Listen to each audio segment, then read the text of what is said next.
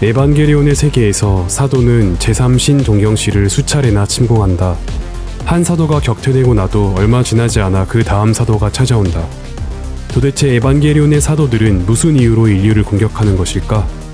여기에는 생각보다 심오한 이유가 숨겨져 있는데 이에 대해 알기 위해서는 에반게리온의 우주가 탄생했던 시절까지 거슬러 올라가야 한다.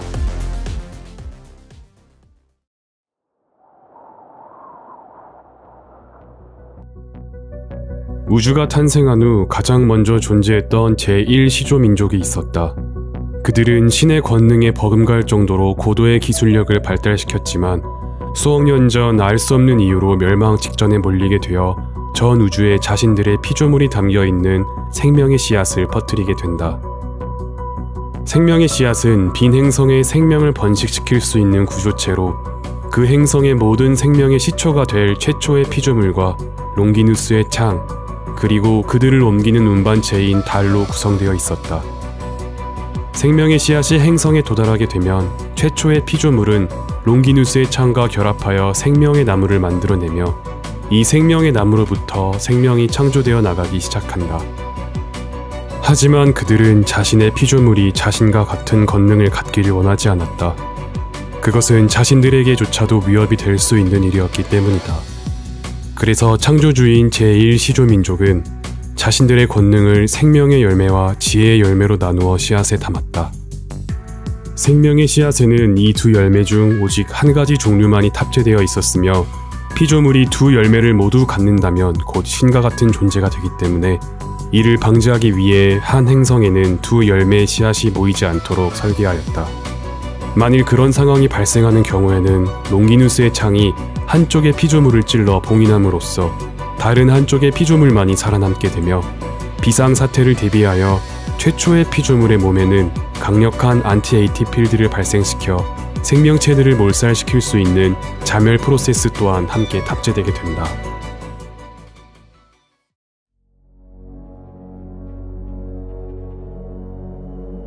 이윽고 제1시조 민족은 이러한 여러 개의 생명의 씨앗을 전 우주에 흩뿌리게 되는데 그 결과로 수억 년 전 생명의 열매와 최초의 피조물인 아담을 태운 하얀 달이 지구에 당도하였다.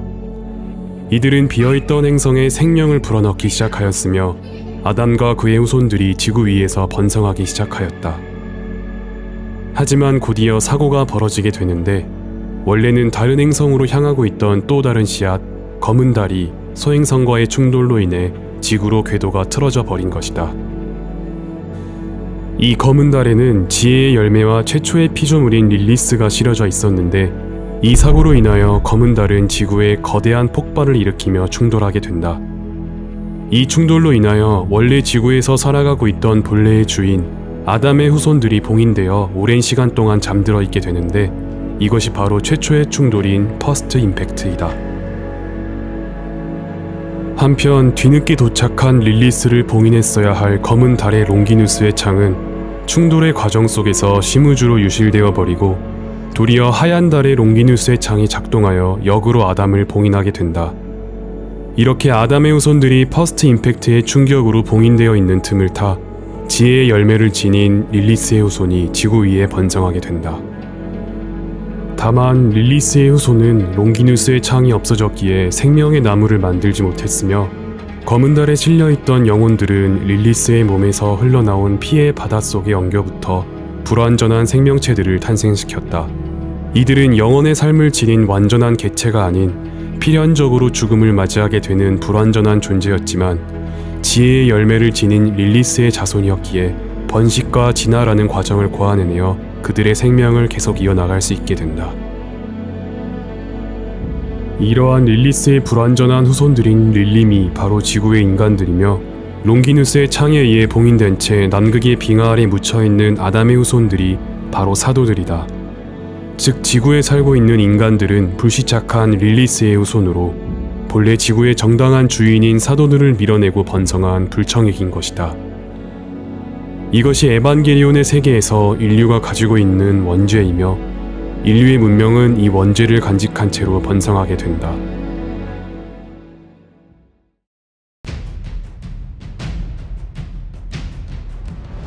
하지만 서기 2000년 어떠한 비극적인 사건으로 인하여 남극 대륙 아래 잠들어 있던 아담의 봉인이 풀리게 된다.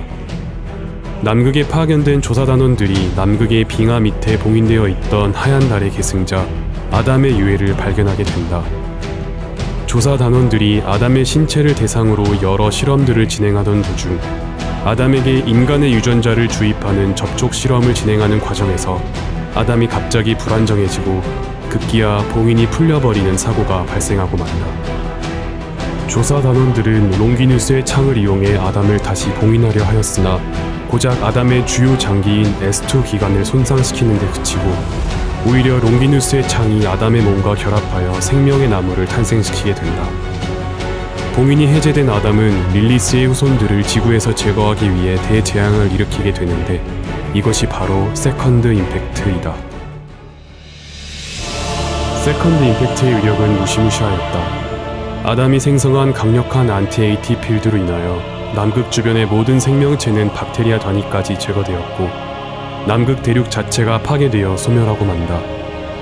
이러한 충격의 여파로 지구의 자전축이 틀어져 일본은 1년 내내 여름인 나라가 되었으며 지구의 지각판 한 개가 완전히 소멸하고 해수면이 20m가량 높아져 전 세계 인구 중 20억 명이 사망하는 결과를 낳게 된다.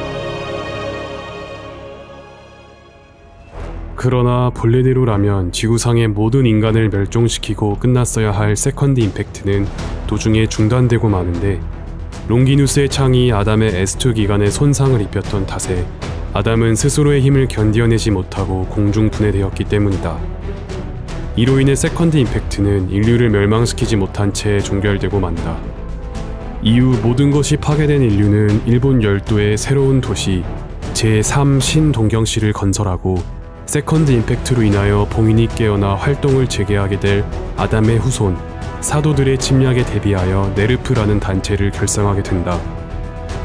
봉인에서 깨어난 사도들은 그들의 시조 아담의 육체를 되찾는 것이 최우선 목표가 될 것인데 이 아담의 육체는 네르프가 남극에서 회수하여 그들의 지하기지인 터미널 도그마에 보관해두고 있었다. 왜냐하면 네르프는 이 아담의 육신을 참고하여 사도에 맞설 능력을 가진 에반게리온들을 제작하고 있었기 때문이다. 즉 에반게리온은 아담을 본따 만들어진 것이며 결국 아담의 후손인 사도와 유사한 능력을 갖게 되는 것이다. 이윽고 2015년이 되자 네르프의 예상대로 봉인에서 풀려난 사도들이 활동을 재개하여 아담의 육체를 찾아 제3 신동경시를 침공해오게 된다.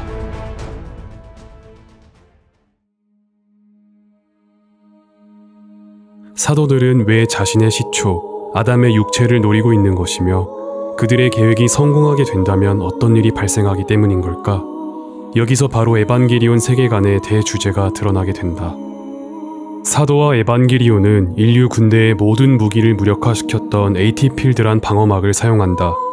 하지만 AT-필드는 단순한 방어막보다 더 근본적인 존재의 이유가 있는데 바로 독립된 개체가 다른 개체로부터 스스로를 구분하고 보호하는 수단이라는 것이다.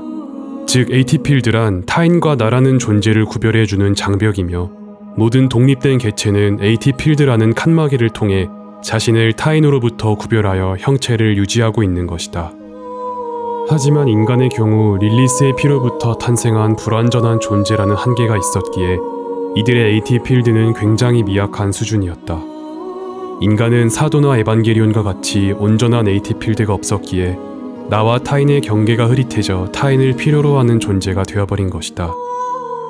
그렇기에 인간은 항상 타인의 관심과 사랑을 바라며 고독과 쓸쓸함을 느끼는 존재가 되었지만 동시에 타인과의 관계에서 오는 고통으로부터 자유로울 수 없는 존재가 되었다. 릴리스의 원주로부터 비롯된 인간의 태생적인 고독과 쓸쓸함은 단 한 가지 방법, 서드 임팩트를 통해서 정화될 수 있다.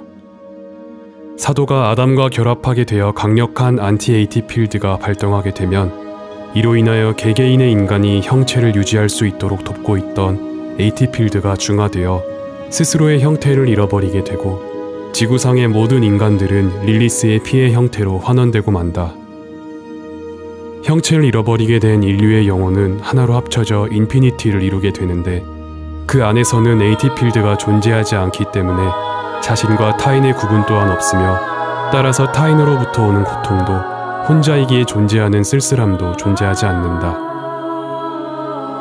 이것이 바로 서드 임팩트이며 사도는 결국 아담의 육체를 이용해 이 서드 임팩트를 일으켜 지구상의 모든 인류를 릴리스의 형태로 환원시킨 뒤 릴리스의 후손에게 빼앗겼던 지구를 다시 되찾고자 하는 목적을 가지고 제3 신동경시를 계속 침략하는 것이다.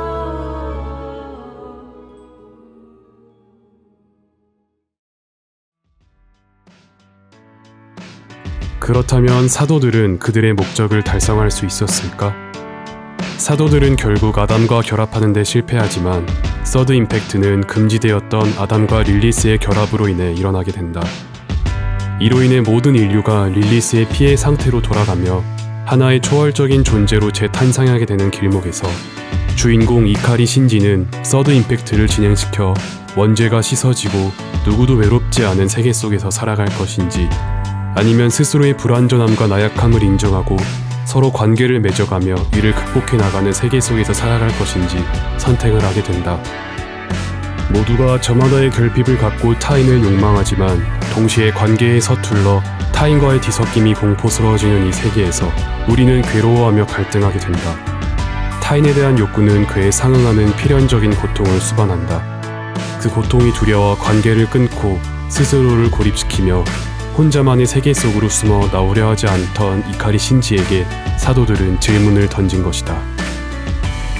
이카리 신지는 결국 소중한 사람들과의 관계를 지켜내기 위해 두려움을 이겨내고 타인과의 관계에 용기 내서 손을 뻗치는 결정을 내리게 된다. 이러한 주인공 이카리 신지의 결정은 곧 에반게리온이 쓰여졌던 1990년대 후반 버블 경제가 붕괴하고 긴 경기 침체로 인하여 만들어진 일본의 수많은 은둔형 외톨이들에게 깊은 메시지를 전달하게 되었다.